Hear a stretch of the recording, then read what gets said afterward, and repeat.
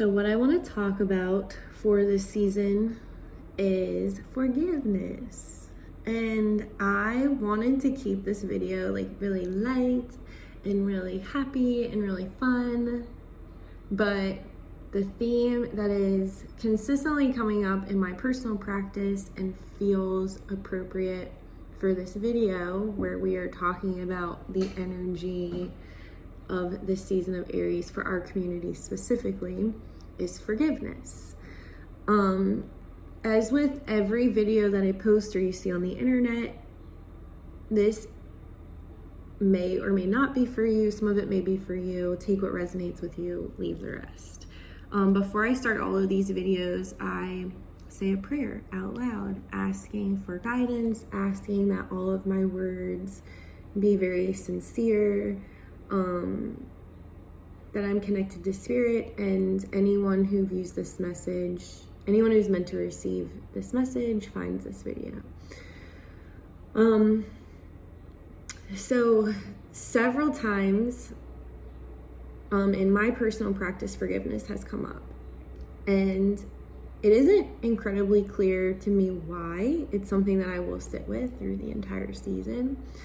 But what I feel is that we're moving into spring.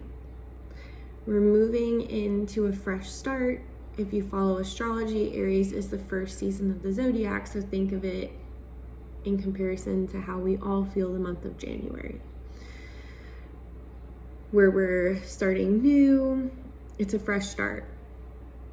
But we don't move from like the heavy energy of Pisces, like this watery season where we're in the depths and we are like assessing and like allowing everything to come to the surface that needs to come to the surface so that we can be free starting this new energy.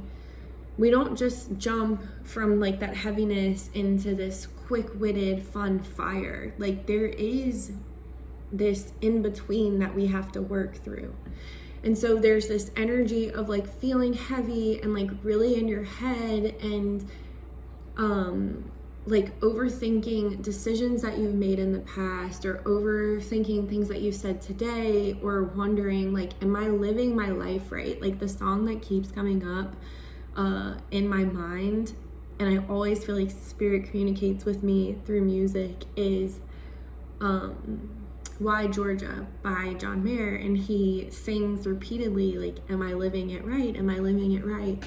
And especially for myself, like I feel like I've always been an old soul. I feel like many of the people in this community are the same way. Like our intention is to serve. Our intention is to live this life to the fullest.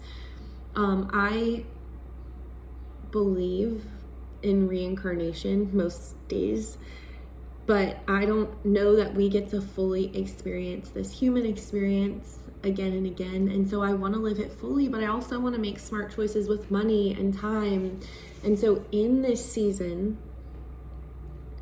we are asked to be really gentle with ourselves. And when things come up about the past and we have regrets, or we wonder where we would be if we would have done things differently, I challenge you to journal and to write about how you feel, or to vlog and write it and speak about how you feel, or call a friend and just air it out. Like allow yourself the space to explore all the thoughts. Like, okay, if I would have done this differently, what would my life look like right now? I didn't do it differently. This is where I am, and what did I learn from this experience, and what do I value from these experiences?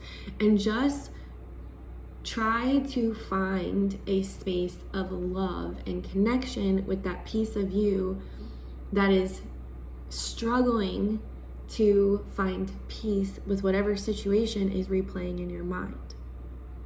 I also want to talk a little bit about inner child work.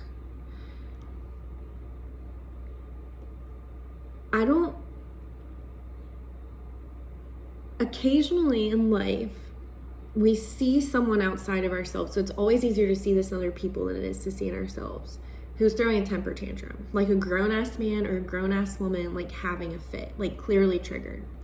And lately, when I see that happening, I'm like, that is like a 14-year-old, that is a 17-year-old, that is a 2-year-old. And like, you can kind of see where their inner child needs a little love or attention or needs to be encouraged to mature. And so my other challenge to you is, like, an example for me is going to bed makes me really anxious. Like, I fight sleep like a child. Like, I will do anything to avoid going to sleep, and I love sleep. Like, I love naps, but there is like a heavy feeling that I get when I get in bed and want to go to sleep. And my intention is, like, where in my life, like, where does little Carly need to be like coddled and coaxed to sleep? Like, at one point did I develop this fear of the dark? And like, it might be something that's just a part of me, or it could be like feeling super moody and driving around with my boyfriend and being like, okay, little Carly, do you need a snack? Do you need a nap? Like, are you not loving this music? Like, did someone say something to hurt your feelings? And like, find that girl or that teenager or that child within you and ask them what they need and give them love. Like, envision yourself. I am like so in this phase of looking through like old pictures and like very curious about who I was as a kid, and not much has changed. Not much has changed. And so I love seeing those versions of myself and understanding like that version of me is still in here. And sometimes that little version of me needs love or attention or words of encouragement, or needs to be told, stand up, like get up, like stand on your feet and ground. Like, you're an adult, like you're a big girl, you can do this. Like, don't, like, when someone hurts your feelings, like, understand it's something with them and not with you. And like, just telling myself things that in certain points of my life made me shut down, like telling myself the things that sometimes I needed to hear. And I am not saying this because of trauma, which for some people there are cases where like there is trauma and that version of you really needs love or energy work or therapy. I'm not saying that is always the case. Like, sometimes it's just being your own advocate, and it's not because someone else did something wrong, like a parent's lack of attention or a teacher's lack of attention or a sibling or whatever. It's you connecting with that part of yourself and understanding there's so much depth and so many levels to you. Also, in those moments where you feel regret or questioning who you were, why you made these choices, or stayed in a relationship so long, or wasted all this money, whatever it is, go back to who you were at that point in your life. What were you going through? Who were your mentors? If you journaled, go read what was coming up for you. Like, connect with that part of yourself and love it. Love it. Forgive it. Just allow it to be as it is and connect with that piece of you that is yearning for connection. And the last thing I want to touch on is being really mindful of the words that you use, the way you talk about your current circumstances, or the way you bring the past in to excuse behavior that you have now. This is really hard. This is letting go of old narratives and old stories. And a lot of times we excuse our behavior now because of things that happened in the past. I really, really, really want you to be mindful of when you're doing that and release those old stories so that you can be free to explore who you are right now. Right now. This is a hard one because it requires us to grow and to be accountable for our actions and to release other people from our narratives, especially when it comes to like old relationships or family dynamics. We are going to step into this new season owning who we are and taking responsibility so that we can become the best, most whole, loving, full versions of ourselves. This feeds our energy. This allows us to show up more fully. This allows us deeper connection to ourselves and to others. It allows us the opportunity to be fucking free. And that is what I'm here for. The freedom to live this life so fully and presently, and to be free. To be free. Things coming up this month, if you're watching this in real time, at Green Oaks Apothecary in Slidell, I'm teaching Elemental Energies on April 11th at 6:15 p.m.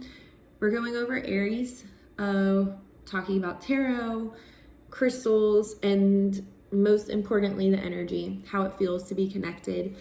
A theme that's coming up for me is energy as currency, so how we give and take and exchange energy.